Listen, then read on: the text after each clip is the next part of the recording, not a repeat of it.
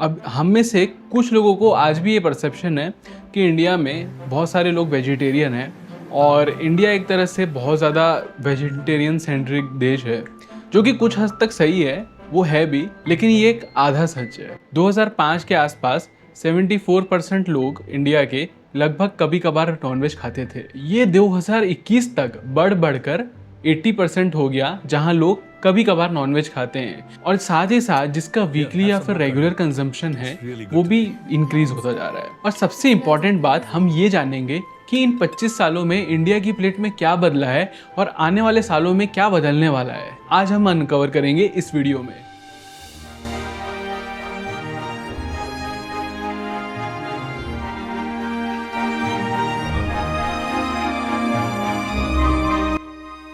ये कहानी है 15 साल के एक बच्चे राहुल की। उसके व्हाट्सएप पे नोटिफिकेशन आई, bro biryani party tonight. Rahul के चेहरे पे एक स्माइल सी आती है, लेकिन फिर वो टेंशन में भी आ जाता है। क्यों? क्योंकि उसके घर में फैमिली वेजिटेरियन थी। तो राहुल क्या करता है, फ्रेंड्स के साथ रेस्टोरेंट जाता है, बिरयानी अच्छे से खाता है, बहुत इंजॉय करता है।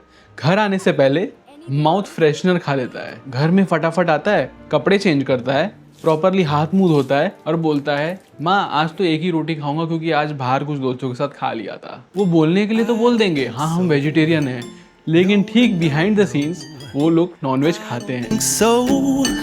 No, no, no, no, it's never, ever, ever, ever, ever, ever gonna happen. I don't think so. पर क्यों ये लोग छुप छुपा के नॉनवेज खा रहे हैं, इस फिनोमिनन को मैं एक्सप्लेन करूंगा।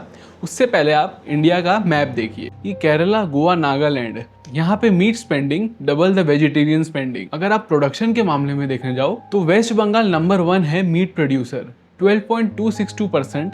आंध्र प्रदेश है नंबर 1 एग प्रोड्यूसर। पर सबसे ज्यादा ये चीज उन लोगों को शॉक करेगी जिनके मेंटली परसेप्शन ऐसा है कि उत्तर प्रदेश सिर्फ वेजिटेरियन प्रदेश है।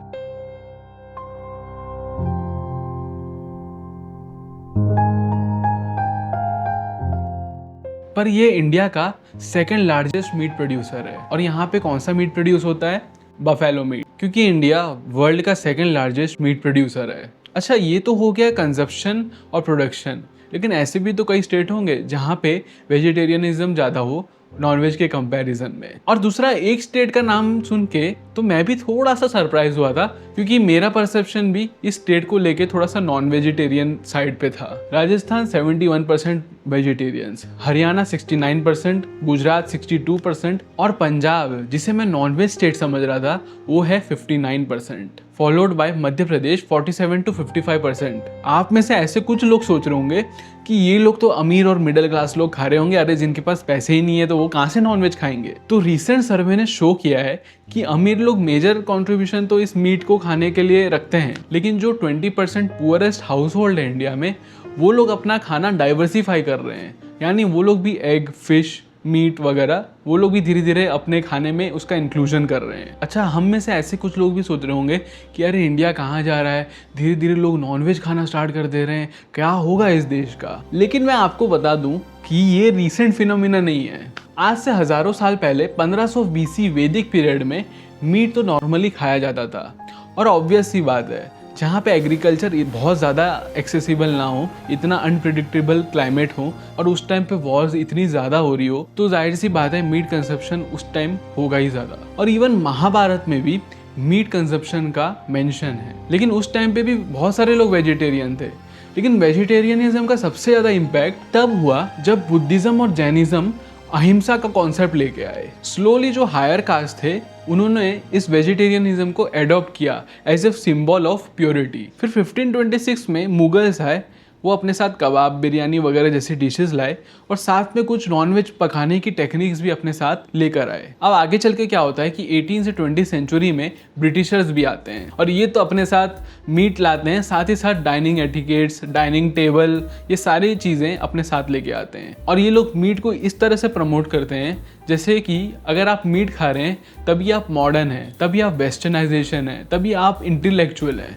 तो इसको इन लोगों ने ऐसे प्रमोट करने की कोशिश की। तो मोटा मोटी समझें तो इंडिया का जो प्लेट है वो पॉलिटिक्स, हिस्ट्री और कल्चर का मिक्स है। अच्छा, अब सवाल है why we eat what we eat. ये थोड़ा न्यूट्रल पर्सपेक्टिव से इसको समझते हैं कि क्यों धीरे धीरे इंडिया में ऐसे बदलाव आ रहे हैं। सो बेसिकली इंडिया में ये दो फोर्सेस हैं इस बदलाव को लाने के लिए। एम.एन. श्रीनिवास एक सोशोलॉजिस्ट हैं, उन्होंने एक कॉन्सेप्ट दिया संस्कृताइजेशन, यानी जिन्हें सोशली लोअर ट्राइब्स माना गया है वो अपर कास्ट को देख के उनको फॉलो करने की कोशिश करते हैं। यानी अगर अपर कास्ट नॉनवेज खा रही है तो वो नॉनवेज खाएंगे, और अगर वो वेजिटेरियन खाना खा रही है तो वो वेजिटेरियन खाना खाएंगे, क्योंकि उनको ऐसा लगता है ये सब करने की वजह से उनको सोसाइटी में हायर स्टेटस मिलेगा और रिस्पेक्ट भी मिलेगी। और जो दूसरा फोर्स है वो है वेस्टर्नाइजेशन और globalisation. Good evening. Tonight, our focus, the age of global interconnectedness.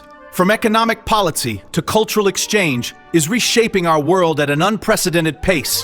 We examine these global trends from shifting market dynamics to the rapid technological advancements that define this new era. A truly global village where the flow of information and goods creates both new opportunities and complex challenges.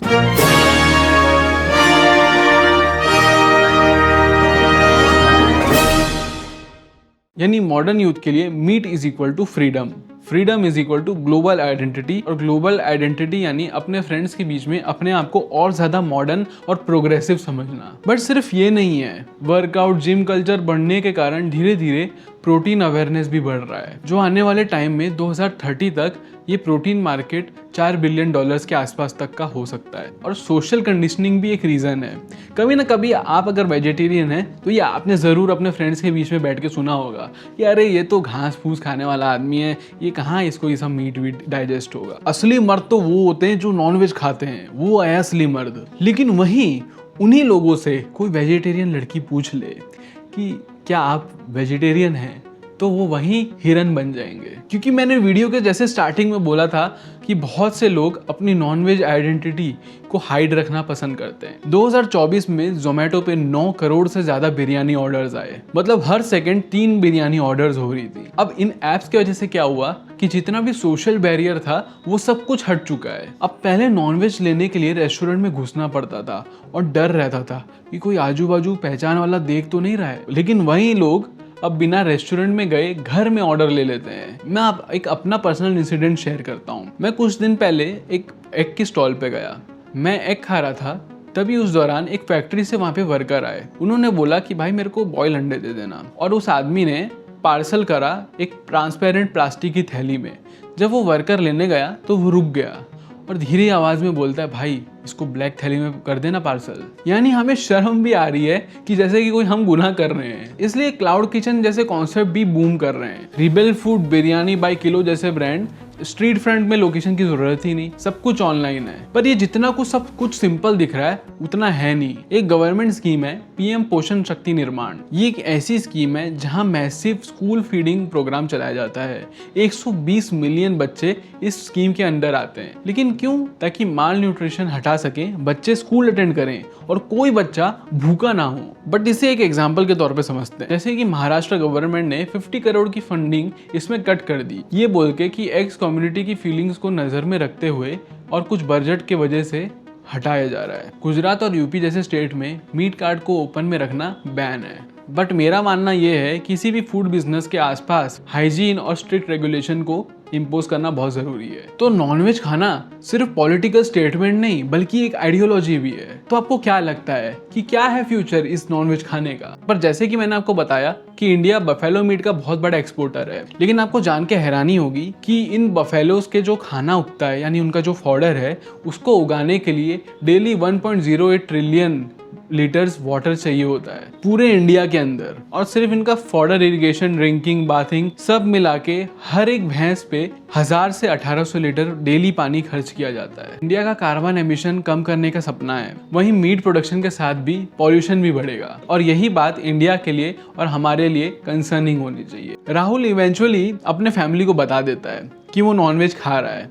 सबसे पहले तो शौक लगता है, लेकिन हालांकि है तो घर का बेटा, तो धीरे धीरे एक्सेप्टेंस और अंडरस्टैंडिंग आती है। लेकिन ऐसे कई सारे हाउस होल्ड होंगे जहाँ पे इसी को लेके कॉन्फ्लिक्ट हो जाता है। मेरी नज़र में जिसको नॉनवेज खाना है उसको खाने देना चाहिए, लेकिन दूसरे की जो भावनाएं और फीलिंग्स और सेंटिमेंट्स हैं उनको ध्यान में रखते हुए। वैसे तो इंडिया का प्रोटीन मार्केट भी बढ़ रहा है, हालांकि वो हम किसी और वीडियो में डिस्कस करेंगे। अच्छा, आप में से कितने लोग ऐसे हैं जो नॉनवेज इसलिए खाते हैं ताकि उनको प्रोटीन मिले। ये बात आप कमेंट सेक्शन में ज़रूर बताइएगा, क्योंकि इस चैनल पे सिर्फ स्पेसिफिकली फूड रिलेटेड एक्सप्लेनर्स और मैं पर्सनली जाके कहीं ना कहीं कुछ इंटरेस्टिंग चीज़ या फिर क्यूजीन्स को फीचर करने के लिए वीडियो लाता रहूँगा। मिलते हैं किसी ऐसी ही अगली वीडियो में। You are watching that hospitality guy. This is Abhishek signing of.